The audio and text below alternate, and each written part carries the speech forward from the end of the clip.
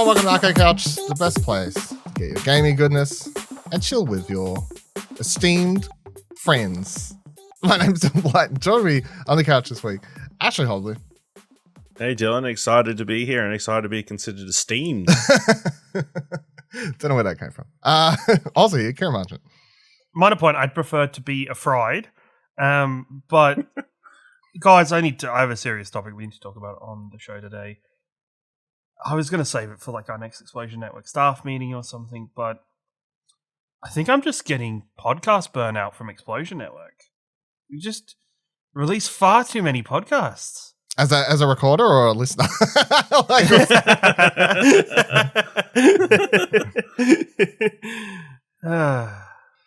Because if you're complaining as a recorder, I don't record. Me and Ash got you beat. Yeah, you do. But I'm burnt out on your behalf. Okay, that's fair. You know, that's where my prejudice lies. I'm burnt out on your behalf. We're just getting started, right? Like, we're going through the schedule for the next couple of weeks. It's crazy. Yeah. Don't you people worry. If you think our voices, not E3 season. Yeah, if you think our voices are grating now, wait till you see what happens next. We will be talking about what Kieran's hinting at a bit later, which is people. Well, I don't know. Like, it's a discussion about Kotaku or is it about Game Pass? It'll be both. Let's see how we go. Right. But today on the show, Star Wars Jedi Survivor trailer finally dropped. Talk about that. I want to go over the Pokemon Go updates for the next season, next 3 months. Game Pass. Get to that. And what we're hoping or expecting to see at, because it's weird to say because it's not now when we're recording, but when the time you're listening to this, next week, Summer Game Fest season has begun officially. It's a thing as of the next week or two. What are we expecting? What are we hoping? What are we going to see? But firstly, I just want to go over Kao The Kangaroo. I haven't got my review up at the time of recording. In fact, I haven't even finished the game. I've got like 2 levels left. So I previewed this. Played the PC.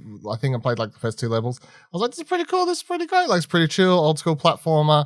You know, it's like this Kao The Kangaroo, like pronounced K-O, but spelled K-A-O. I was like, this is pretty fun, like sort of throwback thing. It very quickly grew to be the point where it's like, they don't really add anything to the game. So like, you know, by the time I was like 6 levels in, I'm like, all right, I'm kind of bored now. it was fun for like a little bit, but there's just not much happening here.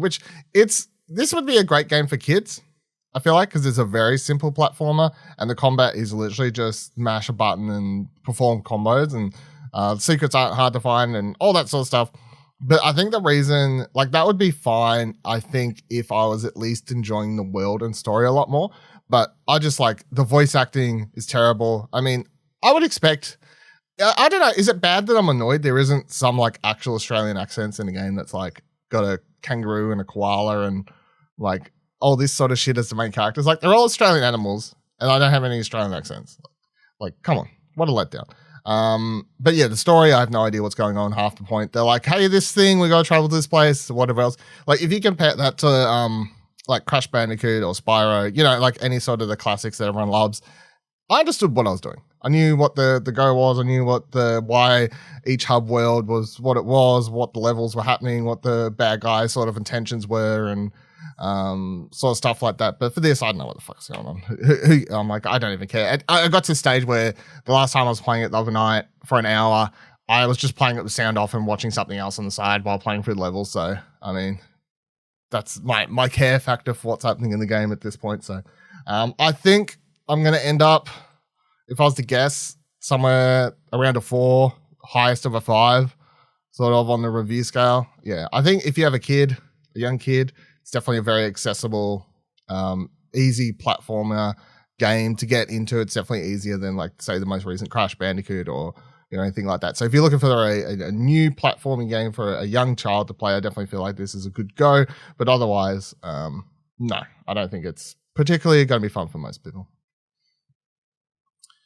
Getting into this week's news, we don't really need to discuss this. I just think it was worth shouting out. So, after all the talks and conversations and bits over the years of doing the show, where it's like everyone talks about unions in game development and causing all these issues. We now have the first official one. So, Kotaku writes, the site, despite months of negative talking points by Call of Duty publisher Activision Blizzard, quality assurance staff at Raven Software Studio voted to unionize Monday, becoming the first union at a big studio in the US. The successful vote comes with talk of labor organizing picking up across the gaming industry as developers call for better pay, job security, and corporate accountability. Blada, blada, blada. And then the other thing was that Phil Spencer said that, was like, cool. Yes, I will honor such things and whatever else. So, I don't think there's much to discuss. Otherwise, it's just like cool. Good job. Yeah. People. The one interesting thing I think I just thought of was every time we've heard about like game developers like unionizing, it's always like the QA people.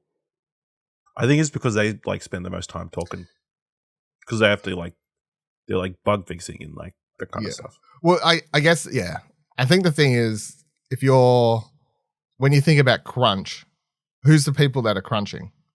Who are the people crunching to get a game out?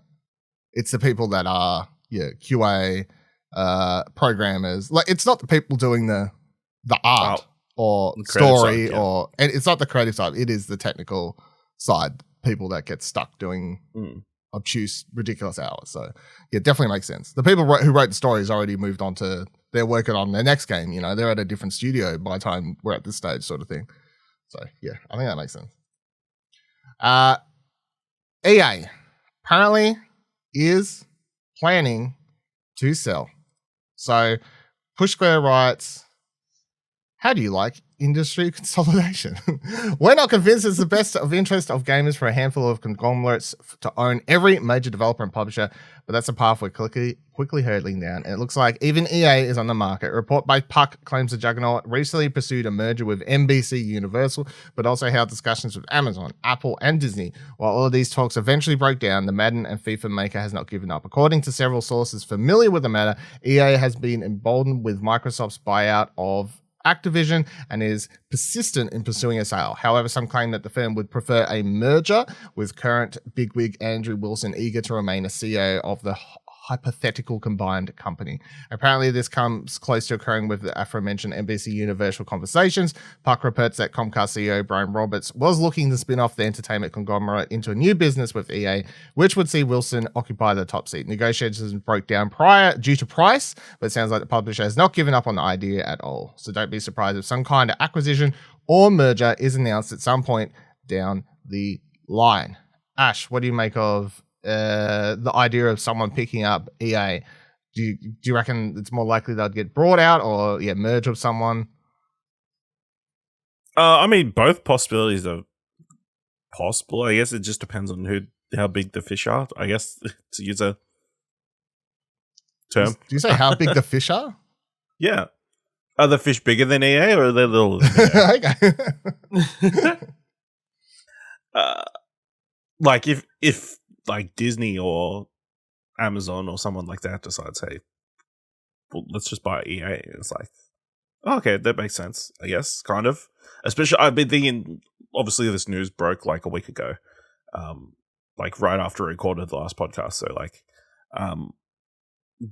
Amazon seems like a good choice for someone to buy it because obviously they've had their flagging games in business going for a little while, and if they could pick up like a proven studio or publisher, that would be like, I would assume, move their plans forward like tenfold and that sort of thing. But then they could there's like a bunch of like similar sized publishers they could potentially like merge with, like embrace a group. They're like, okay, let's just let's put all these games back in the same umbrella.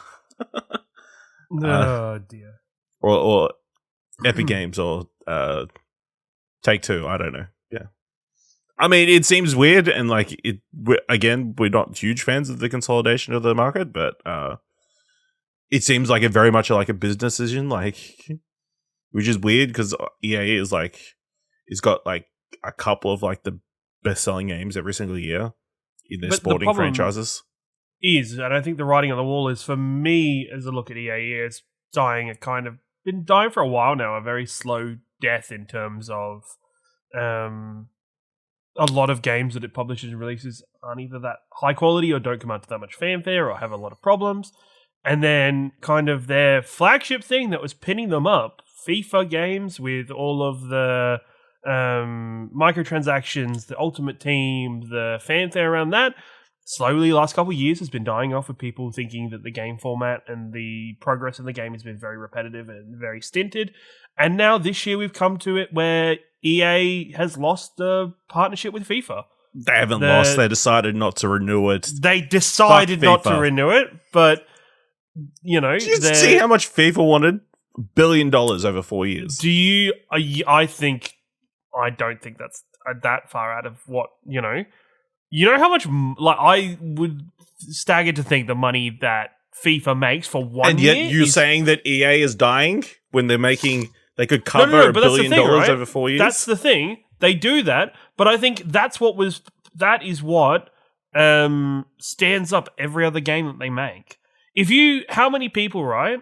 Like until it was like properly rolled into Game Pass recently, the EA subscription. I can't remember what that service is even called now, but.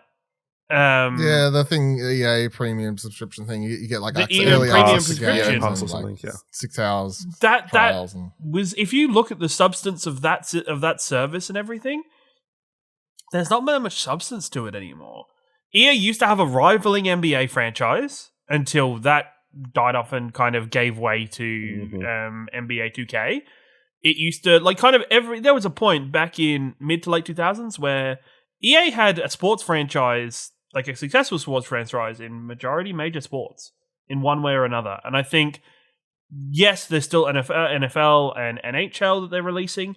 I think NHL has kind of fell off a long way. I think NFL is still middling, but of course we live in Australia, so we don't see the full response to that. Then other things are Battlefield. Battlefield hasn't done well in a very long time.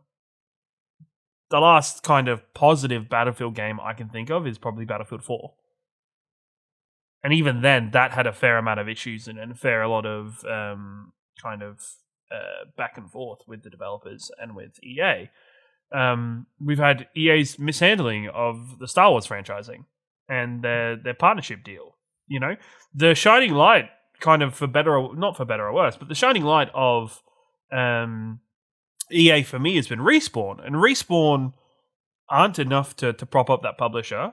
It wasn't until Apex Legends and Star Wars Jedi Fallen Order that they've started to get a lot more respect and a lot more understanding in it. Like Titanfall 2 and Titanfall 1 were fucking amazing, but those games didn't get the respect and the admiration that they deserved. Ash is shaking his head like he doesn't agree. Kieran, they just published the Game of the Year, It Takes Two. So, I mean, you're saying they're not releasing quality games.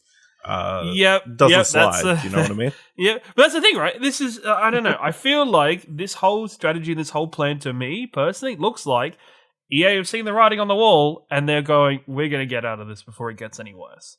You know, they fucking shit the bed with BioWare and Mass Effect and, like, Dragon Age. Like, for every positive you can find for EA, there is a small cluster or a decent-sized cluster of fuck-ups and mishandlings and problems over the last decade.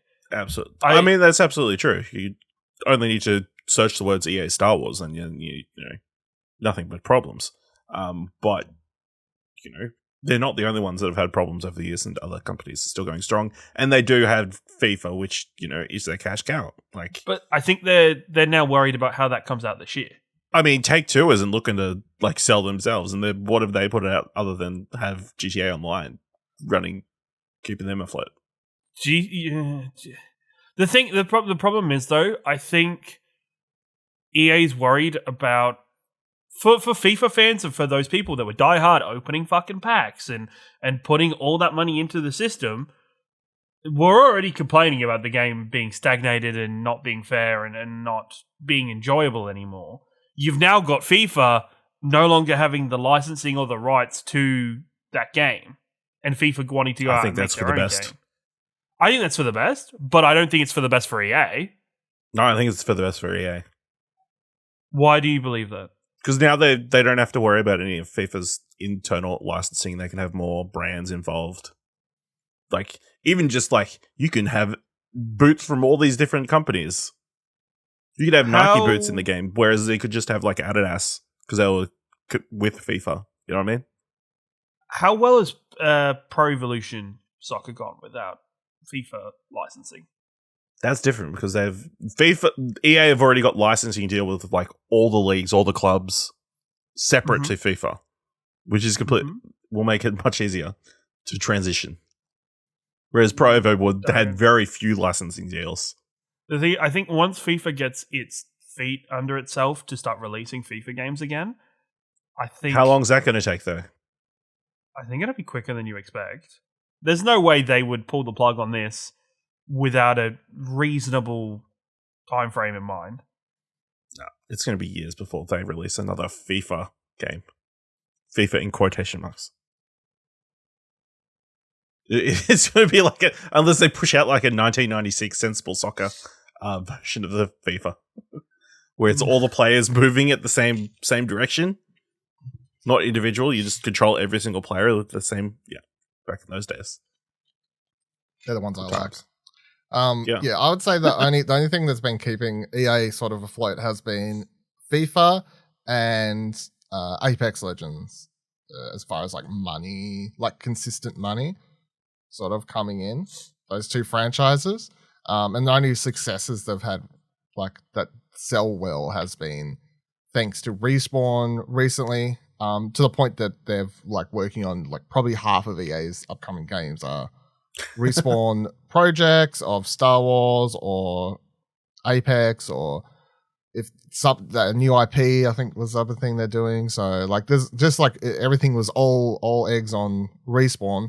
And then outside that, yes, they had like a Game of the Year winner, and it did sell well, but that's also from their little spin-off indie sort of thing. It's not like a sustained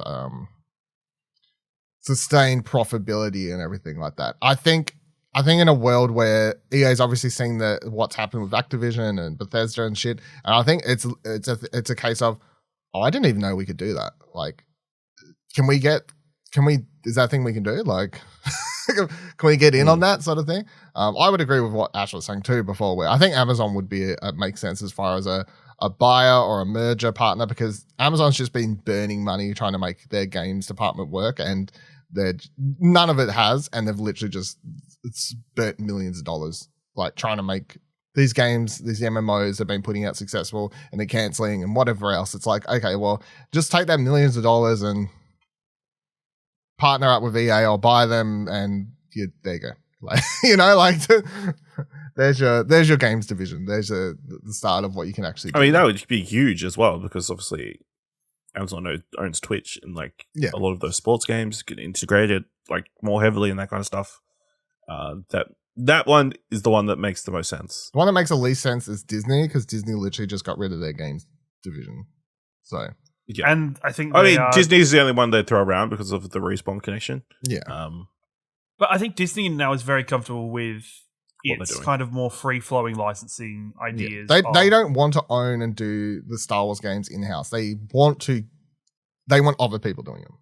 The same as the Marvel games. So it's 100%. It's like, it's where they can say stuff like, Marvel Avengers didn't go that well, but we've got Marvel Spider-Man that props it up and brings everything else up with it. Like it's I think as a whole. Yeah. And I mean, most people loved Guardians. I don't know what it sold like, 100%. But most people loved Guardians, so that was it sold less than they wanted it to. Well, Square Enix said that. Square Enix, Square Enix wanted it to do like $1 billion, like an unrealistic amount, whatever they were asking for. It was just ridiculous what they thought it would do for a single player game. Like, yes. Just a minor point, and this isn't, I guess, even with the recent success of It Takes Two for EA, despite my personal opinions of it, it didn't then, in theory, it didn't sell as well as it maybe could have, because for every two people, only one person needed to buy the game. It still sold well. Like, because it still sold well, but that second person wouldn't have got trophies, so everybody bought it. That's a good point. That's a good point. Very good point. No, that indie stuff or whatever they call that's the Traction. Oh, when they did like Unravel and stuff. Oh, like yeah, that. so they've done 2 Unravel. They did Lost in Random. It Takes Two. I don't know if I'm EA Arts. EA Arts or something. Yeah, that's like been one of their more recent good ideas over the last like 4 years or whatever. So, talking about EA, I'll say, you know, the development costs on Skate 6 is what's dragging this company down. Skate 6 is Skate fucking 4, Ash. Like, what are you? Sorry, Ash lives in a world. Ash lives in a better world than you and me do. You know, they had to cancel 4. They had to cancel 4 and 5. Yeah. Well, no. Oh, they cancel 4 and 5. I just thought Ash lived in a world where they've consistently like brought out 4 and 5, and this is the world. Wasn't 4 and 5 like mobile games? I don't know. No, there's no mobile fucking skate games. How would that even work when the whole gameplay structure is designed around? You like it comes with a strap that you strap it to your shoe. Oh my god! And then you get a real skateboard and you actually skate. Don't say that because you know I'd buy it. So you fucking would as well. I would totally buy that. You just have to roll it around the skate park. Yeah. Your phone. I'm down. I'm the sucker. I am the sucker sometimes. But yeah, Star Wars EA Respawn. Let's talk about it. So Star Wars Jedi Survivor. Yes, it is the official name of the game. We got the first teaser. Of course, it's a CGI teaser. I don't know why people were expecting gameplay. As I said a couple weeks ago, this was definitely going to drop during Star Wars Celebration. It's where it made sense. Will we see gameplay over the next couple weeks at Summer Game Fest or something? Definitely a possibility. I wouldn't be surprised. Maybe we won't. Doesn't matter. Either way, the game's coming in 2023.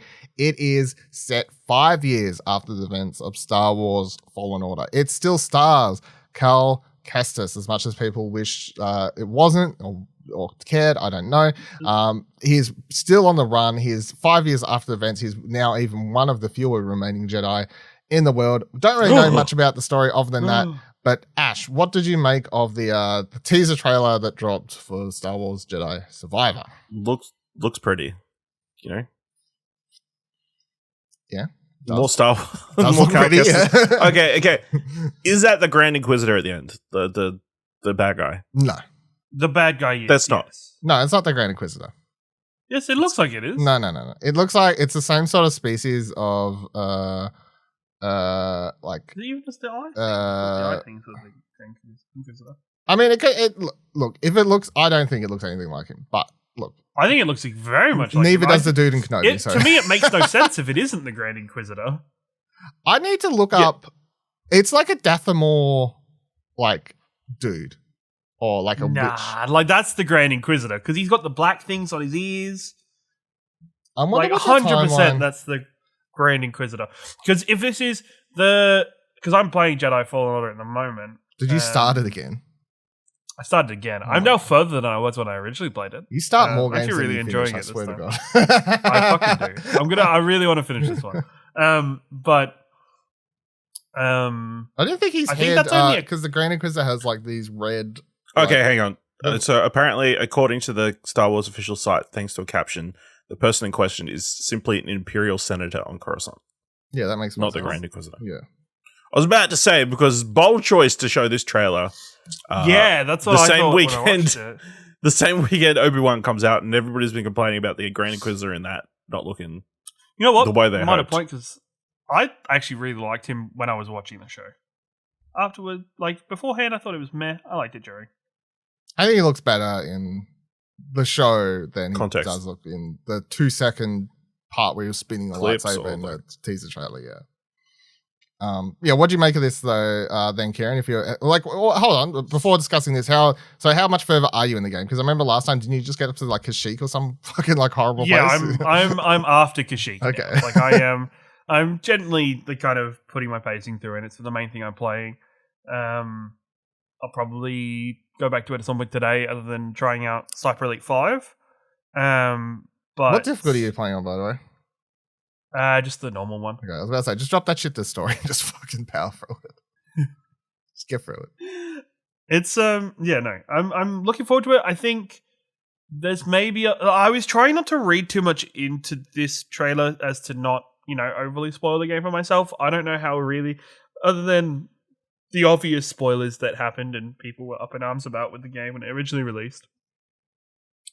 I try not to look too far. I don't know if the guy in the back to Vat at the end is supposed to be somebody you see No, It's Raiden. That's a rant. Yeah, it's Raiden. It's not a. No, I don't know who that is. I have no idea. It's not a known character. No, I okay. don't know.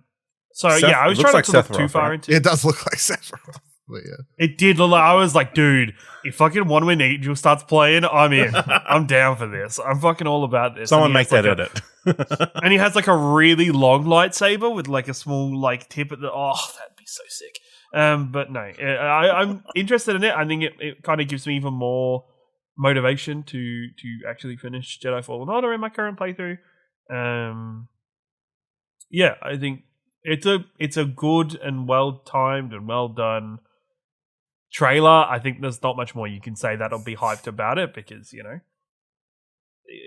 it even have it didn't have a release window or anything. 2023. It's literally Just next year. 2023. They've got next year, so. So, it'll say that it'll get delayed to 2024. So we still got a little bit to go to experience with that game. Yep. Dylan, what do you think? Fine. I mean, Dylan is like the most like middle of the row, like was. I don't know. Like this is the about thing. Like so, I just don't because I'm like in our on Explosion Network, I'm like the Star Wars guy, right? But I often feel like I'm not but I'm also not the like fucking love everything. Yeah. Yeah, you're Like- not 100% 100%. devoted to the Church of Star Wars. Yeah. I mean, I'm keen to find out more. I'll definitely play it. These are all already things that are going to happen. Did I like Star Wars Jedi Fallen Order? It was okay. Didn't love the story. Thought Cal Kestis is a bit of a boring character. Does this teaser do anything to fix those problems? No. Does it change my thoughts on wanting to play it? No. Are there some cool things in here? Yeah, sure. Looks pretty. Who's the guy in Back to Tank? I don't know. Is it the old man from the first game? Actually, that's who it could be. Now I'm thinking about it. I don't know. That wouldn't make sense. But that's the only character that I'm. There's an old dude that you fight in a temple. I don't know if Ash ever even got up to that part. Who was like, I don't know. You'll get there eventually, Kieran. I don't know. He's the only character from the first game who has long hair though that I can think of. So, but I don't know why he would be brought back to life. There's no fucking reason. But anyway, could be some old Jedi. I don't know. I mean, it's interesting because obviously we've seen tanks like that before in other Star Wars things. Well, it's a Back to Tank. I guess. That's what it is. All I'm saying is it could be 100% back to It's a it Back could to be a Tank. clone. Is all I'm saying. No, it's a You Back know. to Tank. No. It's a Back to Tank. The dude's being It healed. could be. No, it is. I'm telling you. Maybe. It's back to. Look, actually, he's a scholar of the wills. Dylan is a scholar of the wills. He would know this shit, okay? That's a good name for a podcast. Eh? No, it's not. No, it's not. No, it's not. It's not. It could be no. Fucking You're looking up wills of like different people? Is that God. the idea for the podcast? God. Yeah. Could you be a scholar of wills? Who even collects those to read them in length? One day when someone has a really popular podcast with that name, you will be like, "Oh, I should have believed you." No, because we'll be making these exact same jokes about that. Imagine if in the Back to Tank had actually been the toad that you kill from the start of the game. Oh, fuck it. You know what? I was actually reasonably annoyed this time because I did it in one shot. And I didn't realize the first time I played it, you could like drop down on that idiot and like do like half his health in like one go. Well, I mean, the other thing is, so you can do that. There's like any Souls-like game, there's a million ways you can do that fight. So the way that most people are doing it is they're just like dodging, getting in for damage, blah blah blah. Meanwhile, you can drop in and like half health in one shot, and then also the other way you can beat him really easy. Like I don't even remember if it's in one hit or not. All you gotta do is like dodge his tongue attack, and then you turn and cut his tongue off. And I think it like kills him, or at least does like half damage to him. So That's pretty cool. yeah, or else most people are like, "Oh, this guy keeps killing me," but it's because they're like dodge rolling in and like just trying to attack his body. But yeah, like any Souls game, there was a few ways you could get in there and do shit. Let's talk a little bit about this because I thought it was interesting, and I was like, oh no, maybe I'll download this, and then I was reading about this. I'm like, this is interesting. So, Kotaku has an article that says Ni no Kuni Cross Worlds launches in Australia, tries to downplay blockchain links. So Ni no Kuni Cross Worlds, an adorable mobile RPG from developer Netmarble, is out now on iOS App Store, Google Play Store. It's also on PC as well. But it's a cute RPG set in the world of the mainline games and features some of the most lovely visuals in a mobile game this side of Genshin Impact. Judging by the games produced by the same studio, it's probably full of NFTs and blockchain bullcrap. First reported by Fanbyte, the game's connections to NFT and blockchain technology were first discussed in Netmarble's blog post last month. Here's what Netmarble had to say. In line with A3 Still Alive, that's a game, Ni no Kuni Cross Worlds users will be able to acquire in-game currencies by hunting a particular field or dungeon and exchanging them for individual game tokens and MBX. How will blockchain technology be linked to various contests in Ni no Kuni Cross Worlds? We are very curious. Their own fucking blog post, right? One might think this leaves Netmarble's intentions regarding the blockchain somewhat oblique. Of the pages of the Netmarble website related to Ni no Kuni Cross Worlds, a few of them mentions connection to the blockchain. However, the blog post linked above features a roadmap that provides a crystal clear path for the game across the Netmarble portfolio. The broad expectation is that opportunities to buy NFTs or play to earn crypto mechanics will begin to appear in months after launch in line with other Netmarble games. So I really wanted to try this, but also now I kind of don't want to because I don't want to participate in this shit. Like this is that new thing. I don't know how much you see this stuff pop up, but there's like a whole, it's like a really there's a group of YouTubers now who cover it a lot, and I see them pop up or whatever, like covering these play to what do they call them, play to earn, whatever they call them, play to earn games or whatever. It's like blockchain stuff where you can play video games and get money because you earn in cryptocurrency and all this sort of stuff, which I fucking hate because I'm like, I know this is something that what's his face from One Big Studio was talking about recently, like play to earn's the future of the industry. I'm like, that's horrible. Like, why are we why are we doing this stuff? So yeah, I don't know. Ash, what do you think? Have you seen this game? Have you seen pretty screenshots? I've seen the ads for this. I'm like, oh, that looks interesting. And then it's like an action RPG on a mobile phone. I'm like, no, I'm not about that life. Yeah, it just seems weird that of all the franchises to potentially kick this off, NFTs on the mobile game, Ni no Kuni seems the weirdest one. I don't know why you wouldn't just throw it into one of their big titles. Like they've got Marvel Future Fight or Revolution or whatever, and they've also got a BTS game. It's like just chuck your NFT bullshit in those. In the Kotaku, I'm sure you'll get some fish. Kotaku article, they write, the hope it appears is to pull players in with the game's nice presentation, Studio Ghibli art direction, and then spring the crypto nonsense on them later. And it's like fans of Ni no Kuni franchise and those interesting gacha games were immediately suspicious. Several Redditors in the r/gacha gaming subreddit questioned Netmarble's reasons for acquiring the license in the first place. So, yeah, it just seems like a weird situation, especially with the NFT market like collapsing on itself continually. Why would you try? Sorry, Seth Green. Why would you try and continue it? No, he didn't like lose money. Someone just stole it. I know, but it's hilarious. I mean, hey, he can't make that show anymore. Yeah. We've been deprived. No, he'll have Seth Rogen comedy. He won't be able to make that Bored Ape TV show. He'll just have to change it to like a Sleepy Ape or something. Slightly disenfranchised ape. Yeah. Disinterested ape, yeah. Stolen ape. Do you have any thoughts on this game? I just think it is... we're just going to see more of this going forward until somebody decides to do something about NFTs and does something kind of... I mean, if none of them are successful, then maybe they'll stop.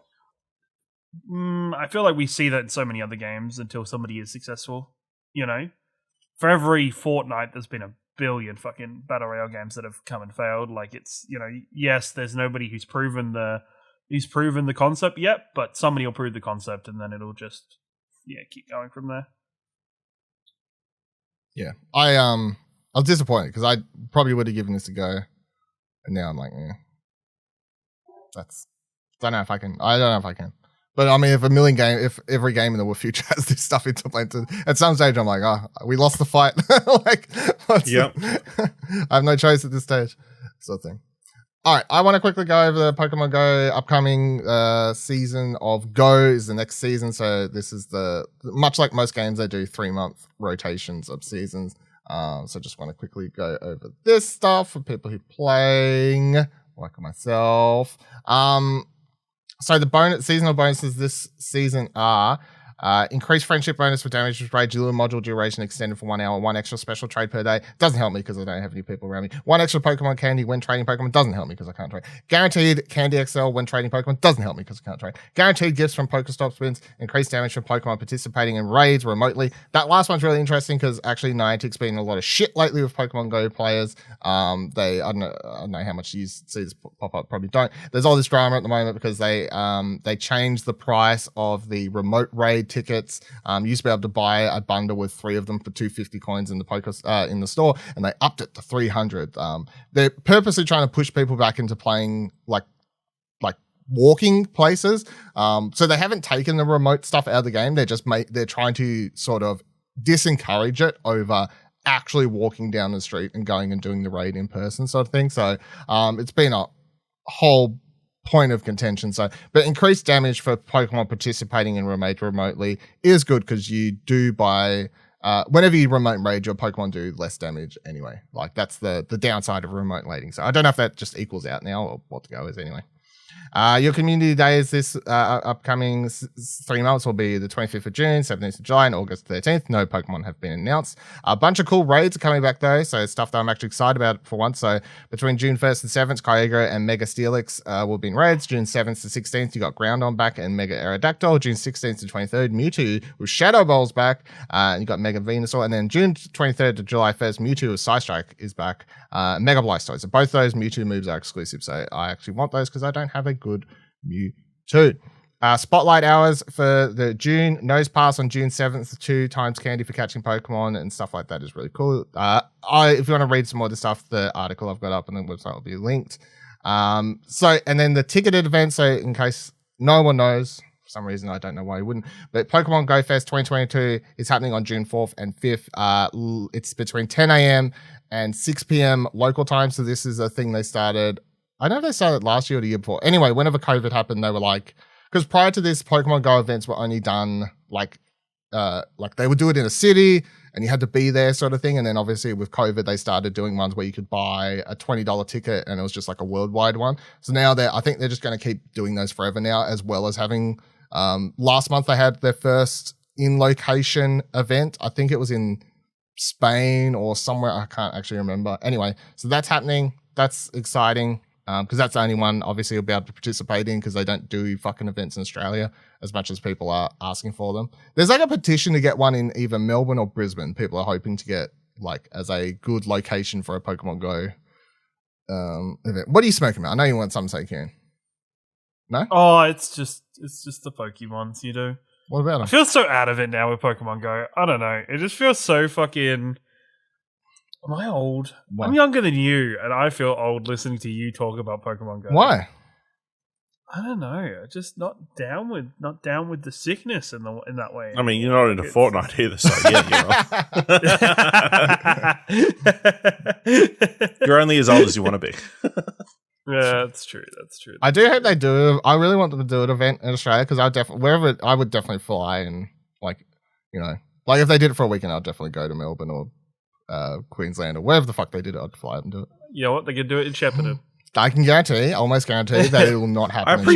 I appreciate Sydney not being the point of the choice.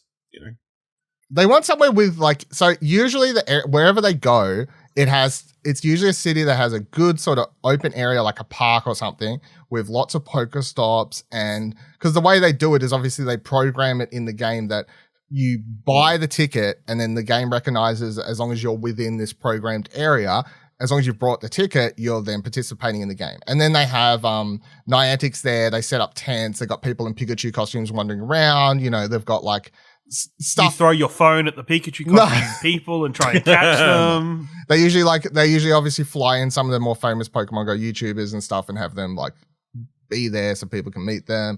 They turn it out because you can. They do an event you start in there, so there's a reason to actually participate. Doing it, yeah. So listen, Queensland State Government, if you're listening, invest in Pokemon Go is what we're saying. Apparently, it is up to the government. That's the problem. So apparently, it comes down to not Niantic actually picking a location and going, "Hey, we want to go here." It's actually more of from all the places they've done. It's actually the government's being like. Do you want to do this? Because it's like a tourism or like a sort of thing. So it's up to the Yeah, it's the same thing with like the esports events in Melbourne. A lot of them have to be tied in with Melbourne and actually the Victorian government. Okay, because it's not only the fact of the tourism side of it; it's also is your city ready to take on this influx of people doing this particular thing for this period of time? Yeah, it's basic economics, really. And then the other thing they've announced that I'll talk more about when I get hands on with it is Niantic has a app coming out sometime in the next couple of months. That's basically Sorry. That is going to be their. It's a social app for all their games, but the idea is that so you can organize. So it's them wanting to move people off organizing stuff in like local discords and more into like an app. So say like you open the app and you can see there's like a raid happening there. You can then post and like share with your friends like, hey, do you want to do this? Like, do you want to like, can anyone meet up at 2:30 and do this one with me? Like they're trying to do something like that. So it'll be a separate app that's bring everybody together. Yeah. So it'll all be these disparate messaging. groups. Sharing events. I don't know. Like sounds maybe good, but I'll have to like see how it all plays out because at the moment, I'm pretty sure worldwide, most people just have either a Facebook group in their city or like a Discord group in their city where it's like that's where Pokemon Go sort of stuff is shared. So they're trying to you get everyone into one thing. So see how that goes when that comes out in the next month or two or something like that. I think it's supposed to be the go.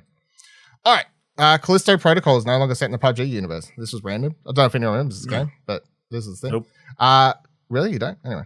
We're in PlayStation Lifestyle. The Callisto Protocol, the upcoming survival horror game from Striking Distance Studios, is no longer set in the PUBG universe. Instead, it'll inhabit a separate continuity. When Striking Distance Studios announced the Callisto Protocol at the Game Awards 2020, it was met with enthusiasm. However, it was perplexed viewers that it was somehow supposed to tie into the PUBG Battleground universe. This was confusing because there isn't really a PUBG universe. The game has some lore that Krafton added after the fact through websites and trailers. However, the game itself doesn't have a ton of characters outside of chicken dinner and a frying pan memes. So Glenn Schofield tweeted out earlier this week, FYI, Callisto the game is its own story and world. It will no longer take place in the PUBG universe. It was originally part of the PUBG timeline, but grew into its own world. PUBG is awesome, and we still have a little surprise for fans, but TCP is its own world, story, and universe. So for people who forgot, the Callisto Protocol is, before they announced the Dead Space remake, this was the Dead Space game to be excited about. It's from the person who did Dead Space, and it was, the teaser trailer was very much like, space. It was like a survival horror, prison, right? It was something like a prison. Yeah, it looked. Yeah, it was like space. Looked very Dead Spacey. And I remember that when the trailer dropped, I was like, "This looks fucking cool." Glenn Schofield, all this sort of thing. Let's go. This is hype. And then after the fact, they were like, "It's part of the PUBG universe," and everyone was like, "What?" Because it was that whole thing where what's he called himself? Player Unknown.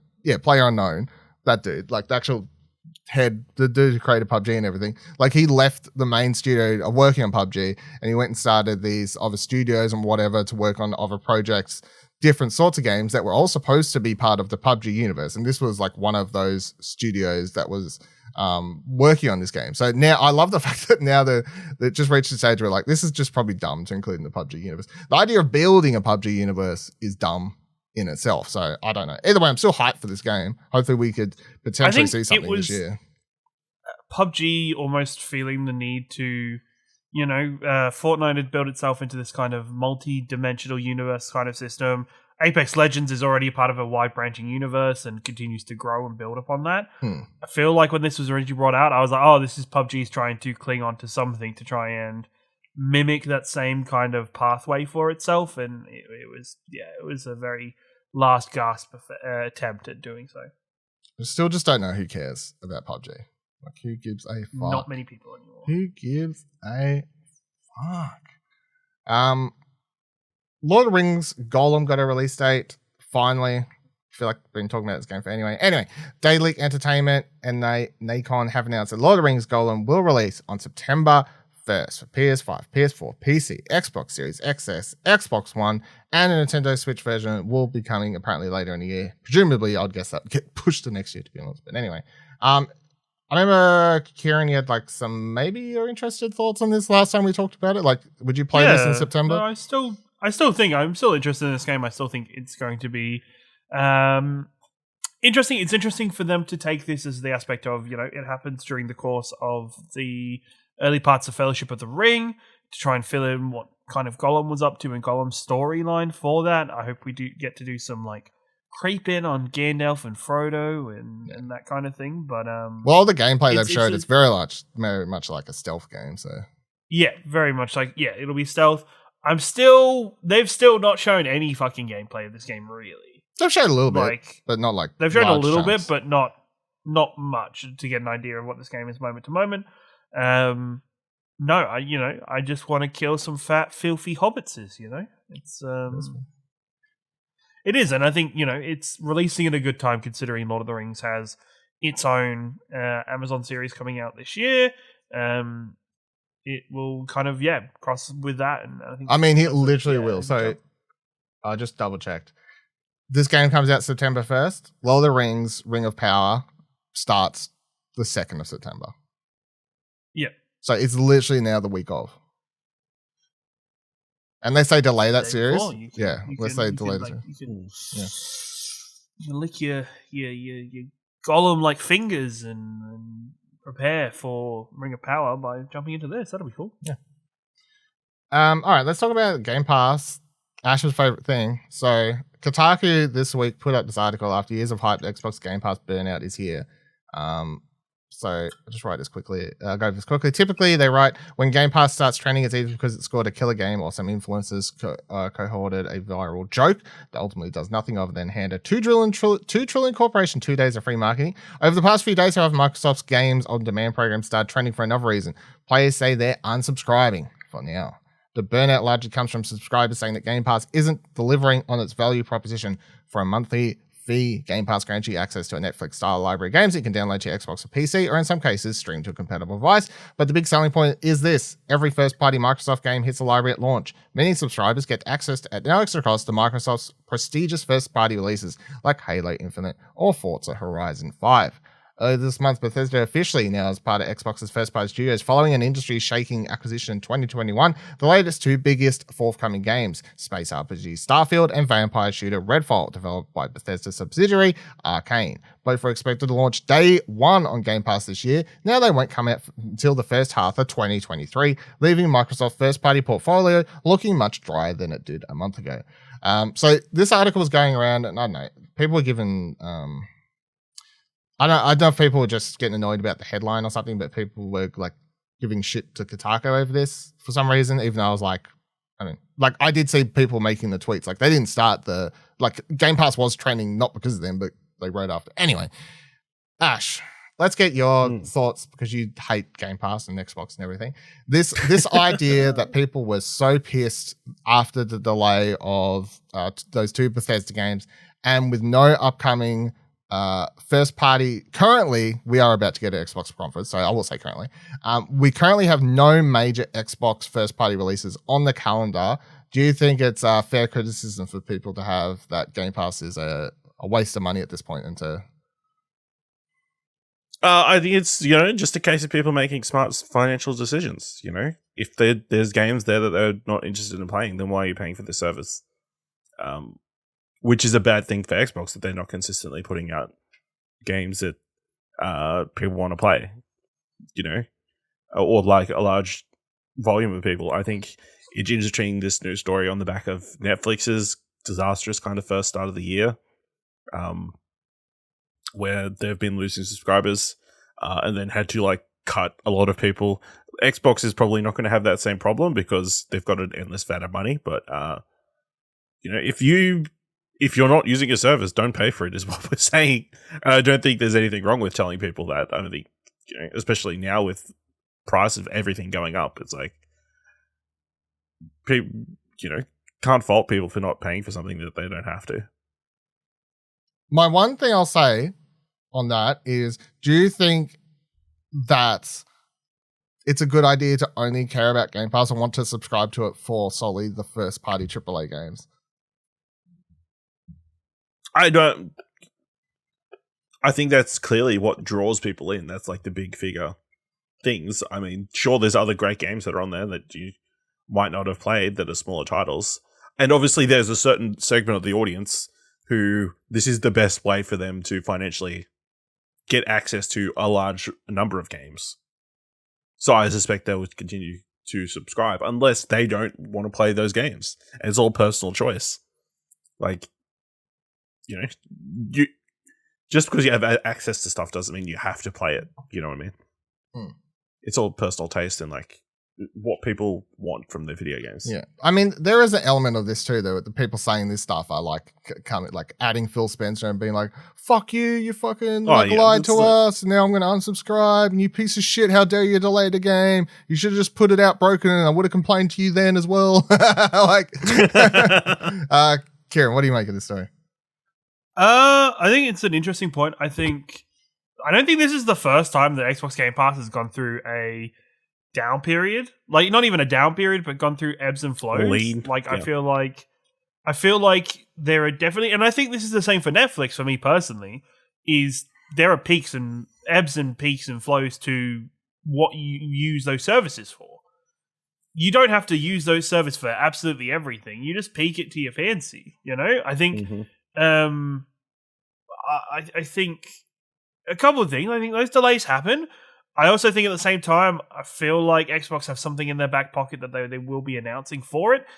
If they don't, okay, maybe not. But like, I feel like at the start of the year, the start of the year was fucking jam-packed with stuff on Game Pass. There was so much, and I guess when you go from that to now, where it's not as like, you know, we're getting bits and pieces, we're getting Sniper Elite 5. You ebb and flow with that. Which it shows that Xbox isn't controlling when people put stuff on Game Pass or when people are releasing their games. People release their games whenever they want to, and Game Pass will just have it when there and then. I think Game Pass should be flexible. It should be what you want to use it for. You know, if you look at every game you're going to play as Game Pass of the year, and say at least for the AAA games, if you were going to go AAA or higher games, I was going to buy these anyway. I could bet like 2 or 3 of those, if you were to, 2, 3, 4 of those games would equal out to the price of Game Pass for 12 months. If you're going at retail value of $70 to $80, Australian, I think Game Pass for a year is like, maybe it's cheaper, but I use for the Ultimate's like $250 for a year, maybe. Like that is all of those games in that price. So cancelling it, sure, you're cancelling it and you're keeping that money and you're saving even more money from it. And you are free at your value to pay for that game whenever you want. Pay for that service whenever you want to pay for that service. You can pick it up again as soon as that next AAA game comes. To be honest with you, I don't think Xbox, I don't want to say they don't care about people unsubscribing, but I think for the amount of people unsubscribing, there are a lot more people that aren't using the service that have still got their subscriptions on. But I still think...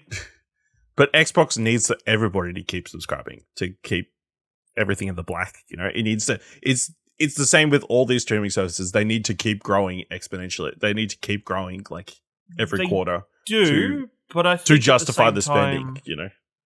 At the same time, I think, as we've seen with Netflix is the giant that it is, and it's still having to do cuts and to subscription model of that. I believe that these services have incredibly high highs where they make a fuck ton of money out of hype and about people being excited for the games. And then they go through low periods where people do drop off. They do, foresee people unsubscribing. If you can't, you would have to have projections. Like Microsoft would have to have projections of we see this many people being unsubscribed for this period of time and have an understanding of that. If any service is not doing that, that's insane. That's bad. And I think we are coming off a point where the pandemic's kind of semi-over. Like we're going into natural, normal life now. People are back out doing stuff. Of course, this year, places like Netflix, Xbox Game Pass, Twitch, all these services that have had an influx of users over the past 24 months because people have been stuck at home and they've needed these services. Of course, there's going to be a decent sized chunk of unsubscription and unsubscribers coming from this. I think with Microsoft, yes, it is bad that they've had to pull some quality games out of, like some AAA games out of their service, but you've still got a whole fuck ton of other great games. And there is even if it's not for you, there are always games coming. It's not like you're paying for Game Pass and nothing is coming out. If you're paying for Game Pass and there's no new games being added, then I'd be, understandable that sure, there's no point. You can be angry. But just because there are games coming out and they're not for you is no right for anybody to be angry with Xbox. You are free to cancel and take your $15 away and then start paying it again if something comes out that you want to play. I think no matter what, at the end of the kind of at the end of it all, Xbox Game Pass is still a fucking amazing value service. I to this day will always say, fuck, I wish I had Game Pass when I was a kid. Imagine being a kid with Game Pass now. That's like your trip to Blockbuster, but it's on your Xbox whenever you need it to be. And your parents are only having to put $15 down into it a month.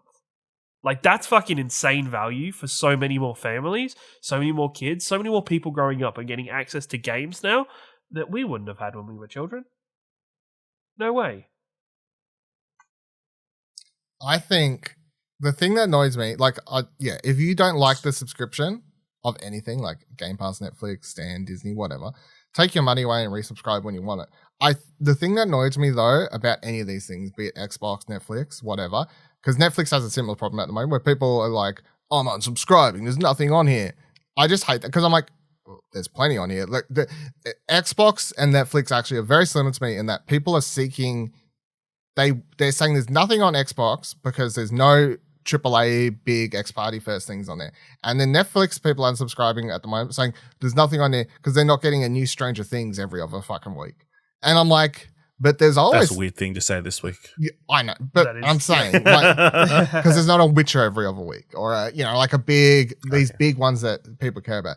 But I'm always like, but Netflix has shit like coming out every week. Like, and if you don't care about those things, okay, that's your problem. But to expect a Stranger Things, a Witcher, or whatever else, like a Arcane or something like literally every week to be dropping, and then the second those sorts of quality, bigger properties aren't, and then be like, oh, there's nothing on here. I'm like, you're so like, it's sort of like so ridiculous because there's no way you've watched everything that's on there. There's no way you've played every game. Like Xbox Game Pass adds, like, I think twice a month it is. They add a bunch of new titles usually. It's like twice a month they add some new stuff. And if you look at that list... They generally have monthly schedules up. Yeah. They're like, we're going to add all these games this month. Here's all the dates for it. Yeah. Here you go. And if you look at... if you could look at that full list and be like, there's absolutely nothing here that interests me, it's either because you've got so much money, you've already bought all those games, at which stage... I don't think you really get to complain about the service not being worth the money because you're just playing everything at that point. Or you're much similar to that Twitter post going around at the moment, like your gamer variety score or whatever. Your gamer variety score must be like a 2 out of 10. And you only want to play big AAA things. Which, again, fine. If that's all you care about, take your money away or whatever. But to say there's nothing on here when there's stuff being added consistently, I just don't think is it's just such a privileged sort of complaint to make. Because it's not like the stuff being added is bad. Quite often the stuff being added is good to Netflix or Game Pass in this conversation. Like quite often there's good stuff being added to Netflix and people are still like, don't care. This random thing, whatever. Bullshit. This random game on the Game Pass. Don't care. Fuck this shit. Well, indie bullshit. Yeah. Even if it's a really good game.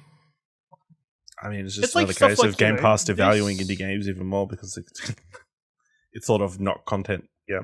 Okay. And it's even stuff like, this last month, like, Xbox got Bug Snacks for the first time, and it came straight to Game Pass.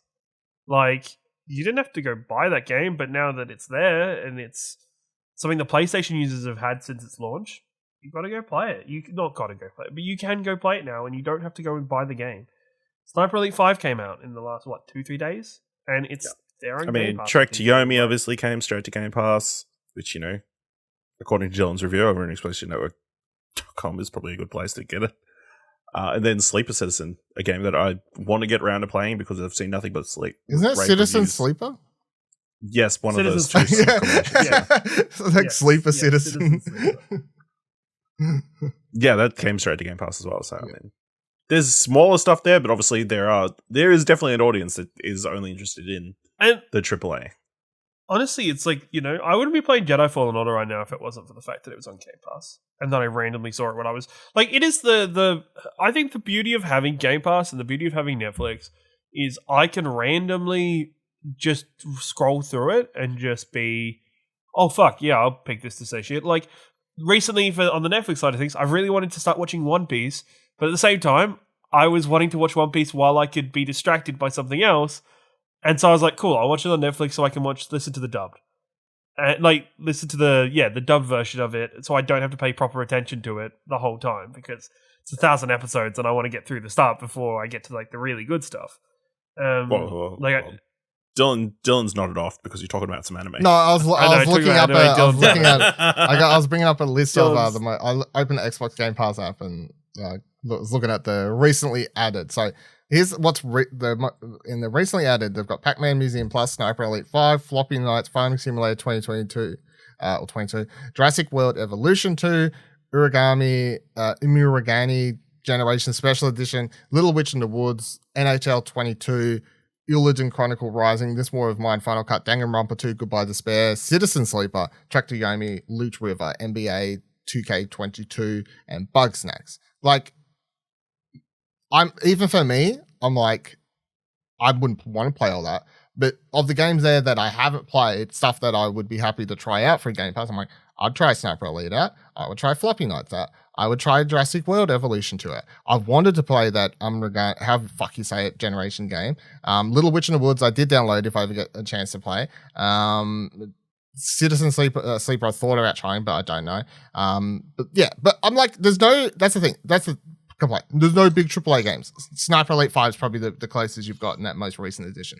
But still a bunch of, or NBA, I guess. I mean, surely that counts. I don't know. But NHL. It's like a whole season afterwards. Yeah, I guess, yeah. But still, that's not a bad list of games, is my point. There's a variety there. And there's still something for everybody there. Just because if you're only playing AAA stuff, it's use Game Pass to broaden your horizons. Play shit you would never normally play. Try things out. Listen, it's like people going to the cinema for only Marvel movies. There's other movies out there. Damn, I'm being attacked here. I'm being fucking attacked here. The fact you tweeted that, I was like, no, it wasn't. That's the thing, right? Is that I'm only fucking all right. Sidebar. It's not even between the cushions week. Fuck it. Sidebar. Went to see Top Gun this week, and I can't remember the last time. I think the last movie I went to was James Bond. Which it wasn't that long ago now. It was a year ago. But there was something really there was really nice about watching Top Gun. And it was the thing where it's it is normally, and I'm not somebody that goes to the movies a lot. I'm not a cinephile. I don't feel compelled to go and watch everything. There's stuff I'd rather do than watch every movie at a cinema. But yeah, it was just really nice and really refreshing in many ways. And this is the stupid. It was crazy to see things that were actually real on the screen. No. It wasn't even that. It was nice watching a movie that had throwbacks and had connections to another movie, and people not to start clapping and cheering because of it. It was really fucking nice. I knew everybody in the cinema at the same time was crushing on Miles Teller shirtless during the homoerotic football scene. But at the same time, nobody felt like cheering about it or applauding him or anything like that. And I was like, this is just nice. This is all right. The thing on this sidebar real quick, I do think there is a psychological thing where a lot of people, including yourself, only go to the cinema to watch Marvel movies. And the cinema has become a place where it's psychologically, that's just Marvel now. Cinema, Marvel. Marvel is the only thing I watch at cinema now.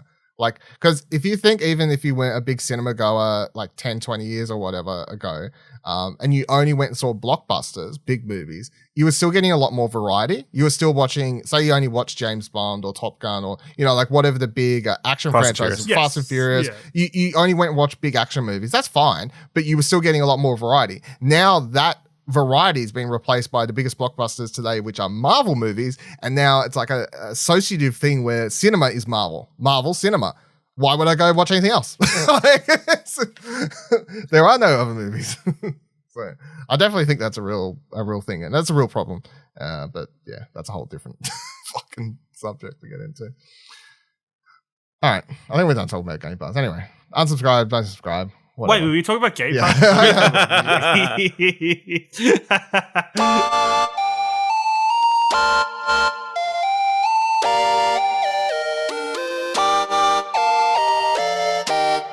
All right, let's talk about what we've been playing. I want to get Ash's thoughts on Roller Champions in a second, but my quick Evil Dead update is I have managed to play as the bad guys a couple times since last week, so I just want to quickly go over how this actually. It took forever still to load. I think it took like. Here's my question though. It took before like 15 you start. minutes.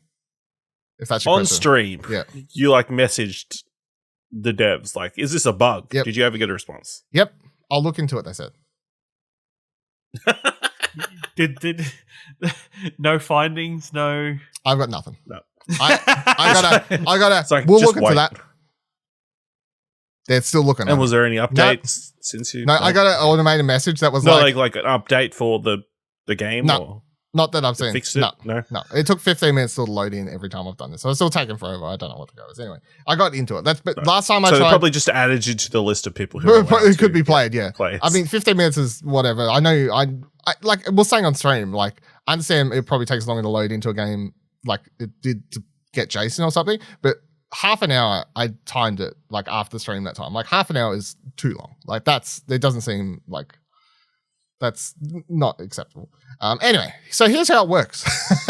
Because I still remember last time talking about a game. I'm like, I don't know how playing as bad guy works. So you are first person ghost spirit view thing, right? So you literally fly around the world. Like you could be right next to the human players. They can't see you. They don't know. Like you're spooking. So what? And then you have to collect red energy orbs that are sort of randomly around the world as you're flying around. You have access to a map. You will also get if one of the humans gets terrified, that means you can see them and see where they are. So that's how you sort of track down where they are. But what you do is early stages, you're collecting these red orbs to then be able to use abilities and level up. As you progress through the game, as you level up and other things happen, you then unlock other abilities. So at the start of the game, what you can sort of do is at specific points, you can plant scare traps. You can do cool things like say you find human players and they're walking past the big spooky tree. You can actually take control of the big spooky tree and fucking slap their ass like in the movies, which is pretty funny, and like terrify them and stuff like that.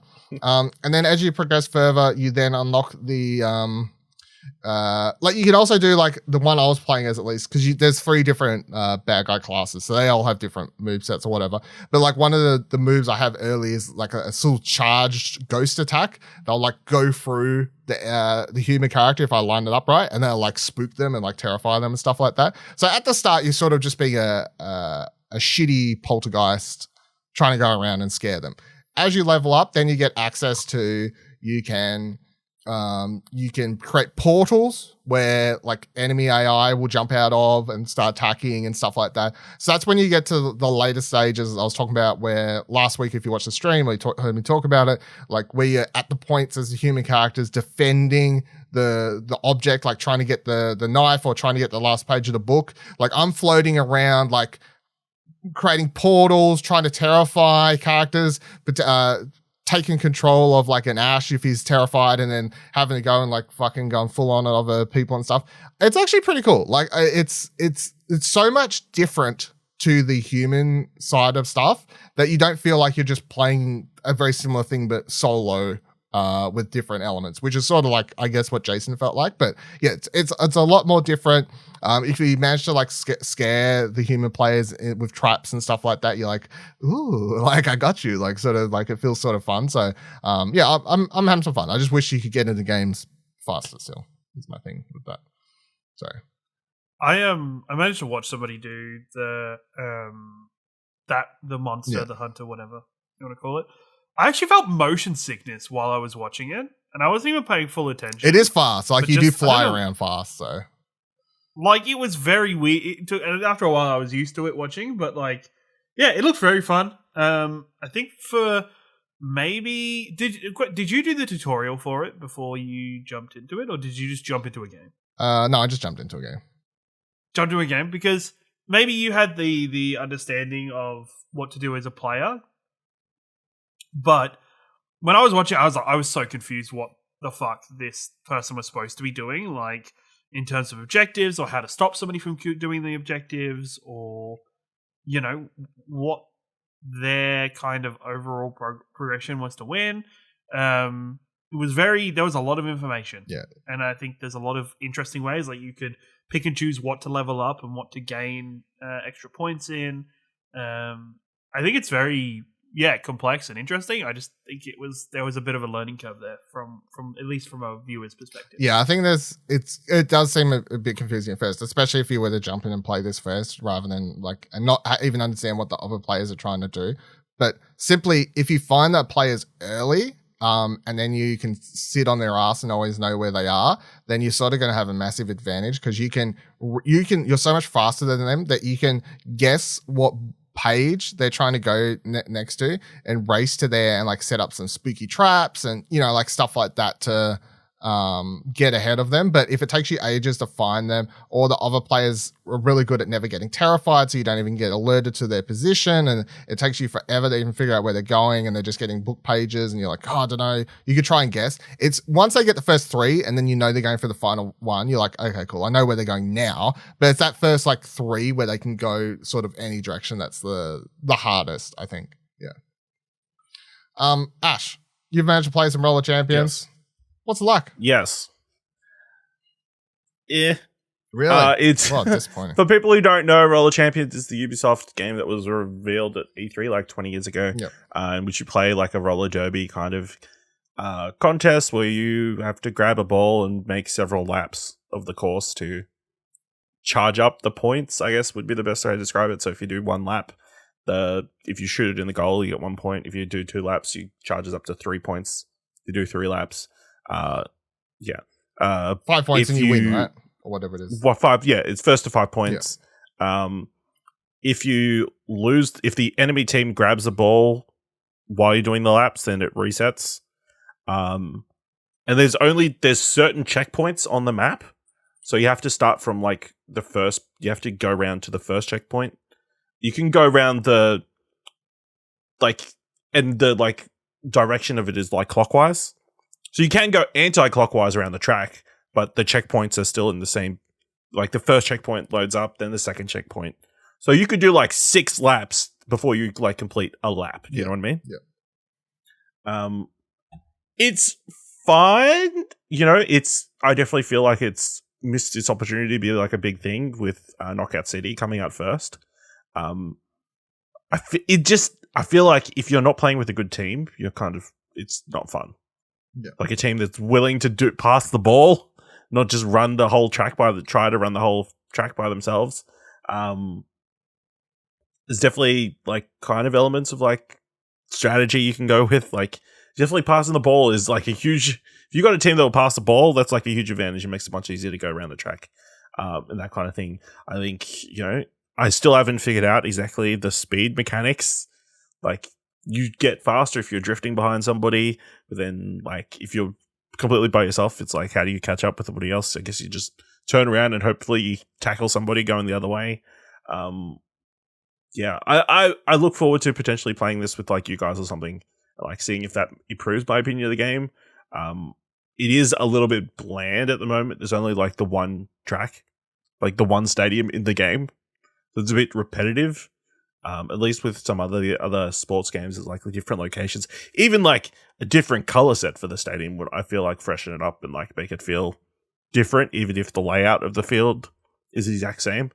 And then obviously you've got the battle pass kind of element to it, which feels a little bit off at the moment. It just feels like it takes a long time to unlock anything. It feels a little bit money hungry.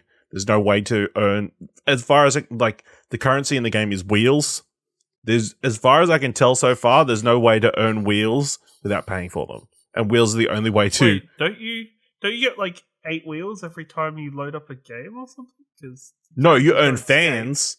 You earn fans, which lets you power up the battle pass. Wait, how do you skate then if you've got no wheels to skate on? Don't know.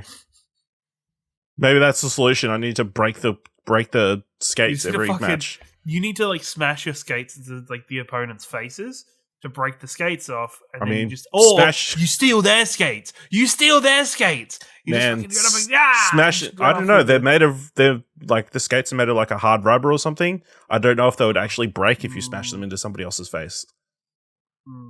That's gonna be a great. Maybe you can make a new currency by collecting teeth. Then maybe I don't know if they'll be on board with that. But yeah, it just feels kind of bland and like, yeah, it's not super fun or like over the top or like, yeah, it's just a little, yeah, bland is probably the best word I can use to describe Roller Champion so far. So it is obviously free to play on everything, so I mean you can give it a shot, but yeah, I still want to give it a go. It definitely sounds like what you're saying. It could be a lot more fun when you actually have people playing the game properly. Yeah, and I only just unlocked the ranked mode, which I feel like will help with the shitty teams. Like, it's people who actually want to improve. Yeah.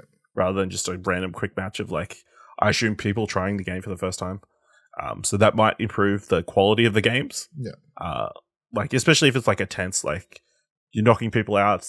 There are moments where it's, like, exciting in that, but that's no different than, like... other times you just get steamrolled. Knockout champions, you'll be playing by yourself and people aren't passing the ball. It's, like, cool. Yeah, but you can, like, actually pull things off. Like, you can... I guess so, yeah. You can, like, catch balls that are thrown at you. You can go chase, get your own ball if you need to. Yeah, you can still feel like you're achieving stuff if you're not playing with a good team. Yeah. All right, fair enough. And the rewards in that feel like you're achieving things. And this is also connected to the Ubisoft Connect, like, interface. Yeah. Which is terribly integrated. It like pulls up like a web browser every time you bring up that kind of stuff. And it's like very, very slow. Oh, good.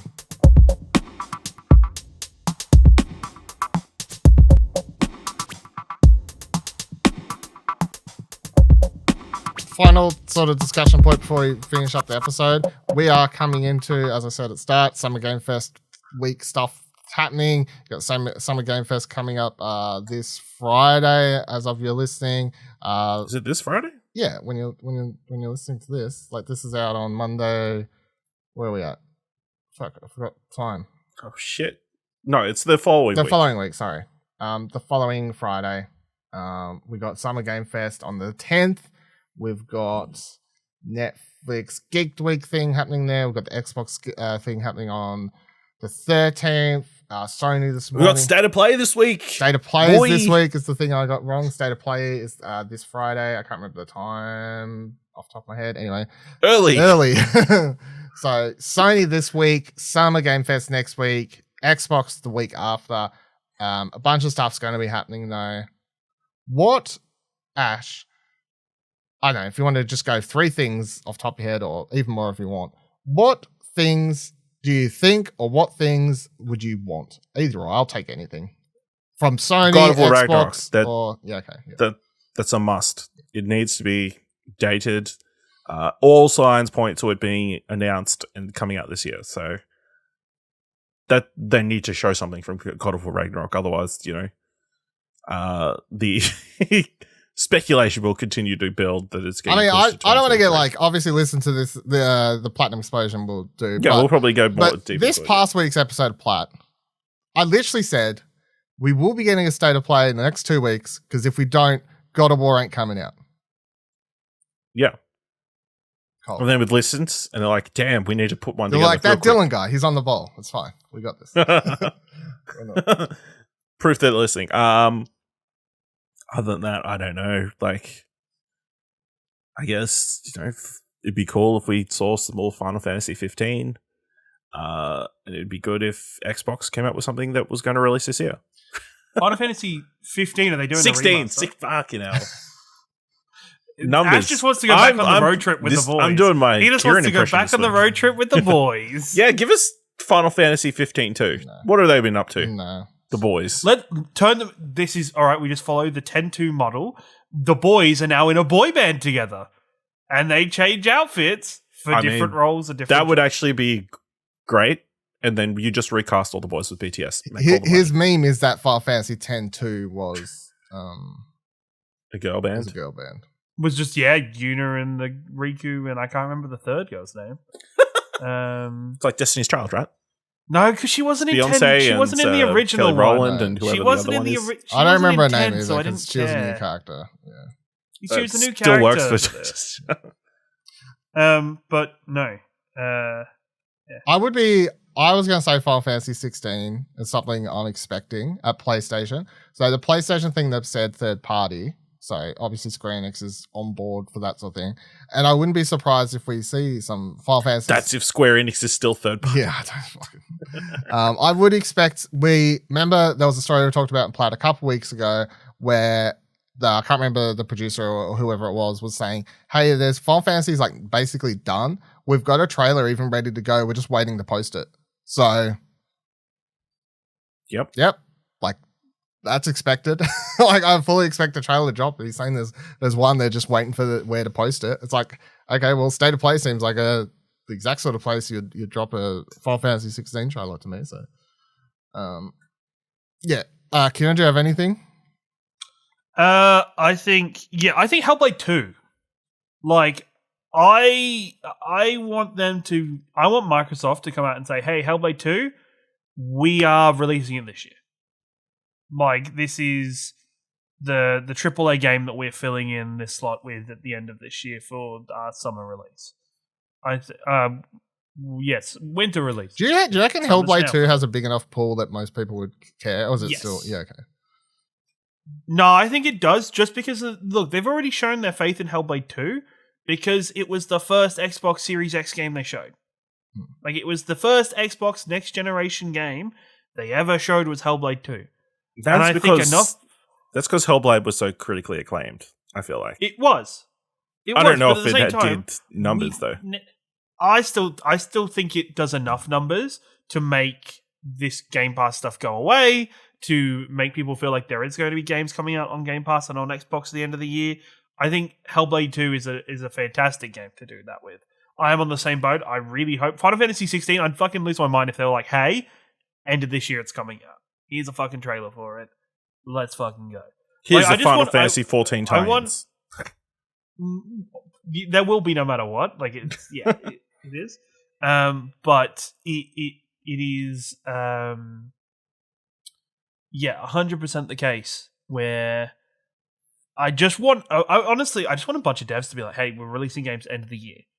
A whole bunch of stuff that we were unsure about or were kind of rumored about, all to be confirmed for the end of the year, for them to be comfortably confirmed for the end of the year, and just to feel like the end of this year is even more kind of filled out and fitted out. Summer Game Fest, Hollow Knight Silksong. I'll go with that. Also very good. Because that's a game that everyone... You don't think it's saved till Nintendo Direct? I feel like it's either a big Nintendo Direct... Or is it... I feel like a Summer Game Do you Fest think Silksong is coming to Switch first, or is it coming to everything? Switch first. Or Switch and PC. But not... I reckon they could do a thing where they do a trailer for it and then say find out more at the next Nintendo Direct. Yeah. Possibly. To build up hype for that Direct and stuff. Bayonetta 3. I was fucking waiting for it. No shot. You know what? No. If there is no mention... Dylan, you know this, right? We know this week. This week, we fucking... Like, next couple of weeks, we fucking know if I'm getting a pizza. Because I am getting a fucking pizza. Like, if there is no mention of Bayonetta 3 for the next couple of weeks... It's not coming out this year. I mean, it could. Nintendo hasn't announced a direct or anything. I've still got like that in the back pocket. Yeah. I mean, Bayonetta 3 is one of those games they could just give up on and shadow drop. You know? In which case, you would owe Dylan a pizza. I would owe Dylan a pizza, but you know what? I would take some more to... it would be worth it. If they did that, and if they just did, oh, fuck it, here it is, guys. Fuck it, who cares? Take it. And it's bad...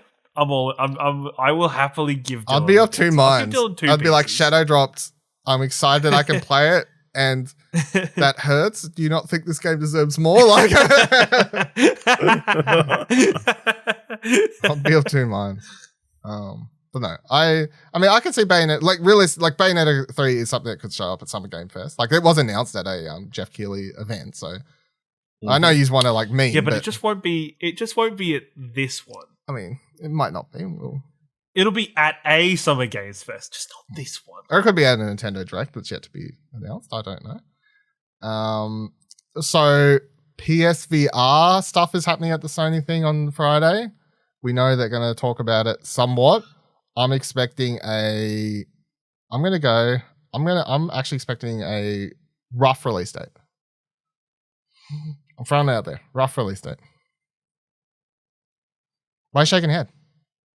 It's not going to happen. That's why. You're crazy. They don't have enough chips to make PS5s. Why do you think they're going to make another peripheral on top? Yeah. It just has screens. I don't know. Yeah, the screens have chips in them, I'm pretty sure. I don't know. That's how the screens work. How does virtual reality work? I don't know.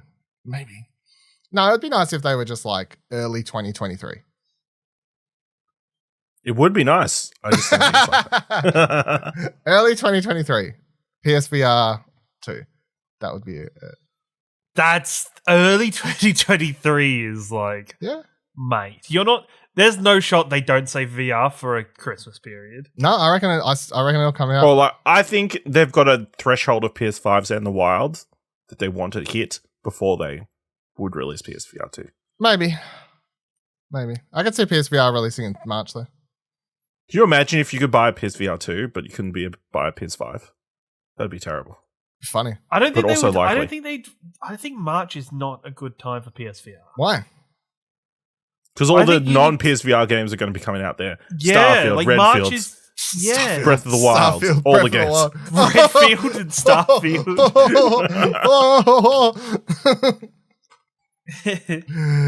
But no, like March is such a quagmire of gaming releases. Why would you put VR there?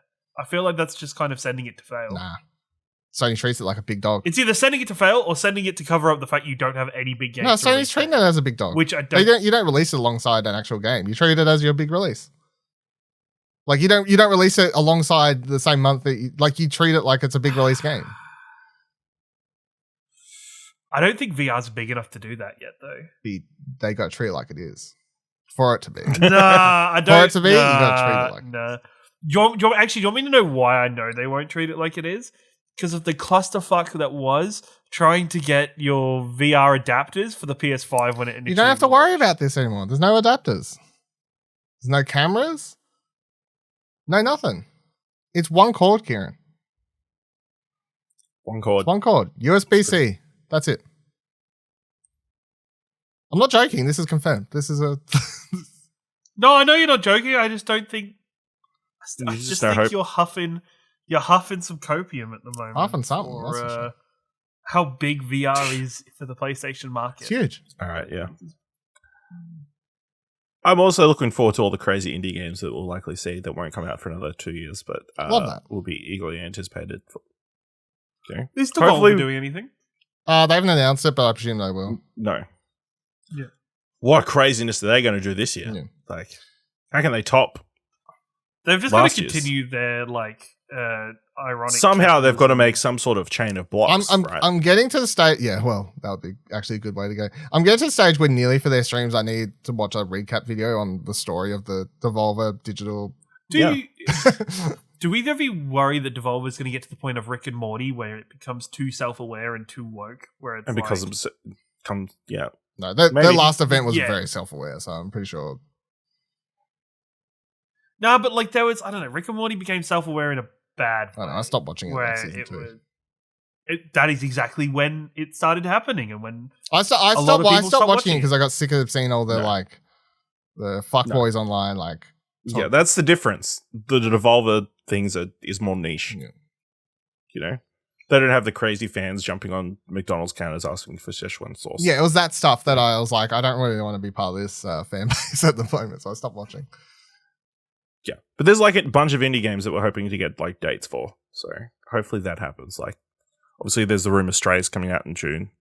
But like, we are okay. When's that coming out? When is Cult of the Lamb coming out? When is all the other great games that we want. coming Sports Story. Yeah. I can't think of any other ones. I can't think of Top it of off my the top of my head either. I already said Silk Song, so I don't know what else. When is Goodnight Dino High? Goodbye Dino High. That's Ooh. that's a good point. But they rebooted the whole game, so forever away. I would expect to see something about Starfield at Xbox Bethesda though. Like I know they just delayed it, but I feel like they'll definitely have to show like first actual gameplay there, surely. Right? Will they show off Perfect Dark? No, fuck no. Ooh. No way. No way, no. Like here is a CGI trailer. No. Maybe there's a CGI trailer, but everything we've read about that game, they were having a horrible development. They basically had to like restart. Nah, that game's 10 years away. But yeah, I'd There's like obviously Xbox has like a bunch of other games like Avowed. Yeah. There's the Rare one. What is Compulsion Games working on? Yeah. Are they going to show something from Fable? Yeah, Fable. Like, yeah. There's a lot of potential. Yeah. A lot of potential games there that are still far away. Yeah. So it should be a good upcoming few weeks. June should be good for video game news. So you'll want to be hanging around explosionnetwork.com and listening to It's not good for our sleep schedule. It's not good for the sleep schedule, but it is good for the excitement and the hype and the podcasts and websites and all that sort of stuff. That's good. Yeah. Good. So be sure to go to explosionhour.com/note3 to find out all Did the you do dates that and last stuff. week or no? Yeah, of Okay, course. good. I did during the podcast. Okay, good. Very good. All right. Thank you for joining us this week's episode of Arcade Couch. Let us know any comments, questions, concerns, what you're expecting at the non-E3 events, what you are hoping for. You can tweet at us, explosionnetwork.com/Twitter. You can join our Discord, explosionnetwork.com/Discord. And if you liked this episode and thought it was worth $1, head on over to explosionnetwork.com/support to check out our Ko-fi page. And see you here, same time, same couch, next week. There will be no Kieran.